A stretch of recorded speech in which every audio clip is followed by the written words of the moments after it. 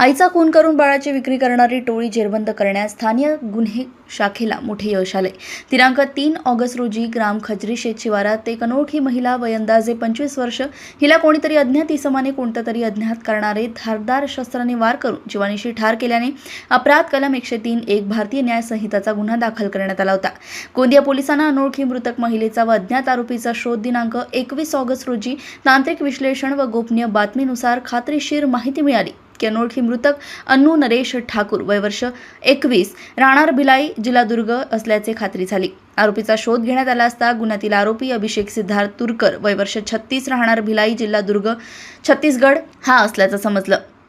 सदर आरोपीस दिनांक 22 ऑगस्ट रोजी डोंगरूटोला गोरेगाव येथून ताब्यात घेण्यात आले असता त्यांनी सांगितले की त्याचे अन्नू नरेश ठाकूर हिच्यासोबत अनैतिक प्रेम संबंध होते व तो कर्जात बुडाल्याने त्याला पैशाची गरज असल्याने त्याने त्याची पत्नी पूनम व बहीण बांद्री राहणार नेहरूनगर भिलाई जिल्हा दुर्ग छत्तीसगड तसेच गोंदिया येथे राहणारी त्याचे नातेवाईक प्रिया तुरकर यांनी मिळून अन्नू ठाकूर हिचा खून करून मृतकाचा मुलगा धनराज वय वर्ष 7 महिने याची विक्री करून पैसे मिळवण्याचा कट रचून दिनांक 2 ऑगस्ट रोजी अभिषेक सिद्धार्थ तुरकर याने अन्नू ठाकूर हिला ग्राम खजरी शेत शिवारात आणून चाकूने तिच्यावर वार करून जीवानिशी ठार केल्याची कबुली दिली आहे। नंतर आरोपितांना संगनमत करून अन्नू ठाकूरचा मुलगा धनराज वय वर्ष 7 महिने याचे बनावट जन्म प्रमाणपत्र बनवले।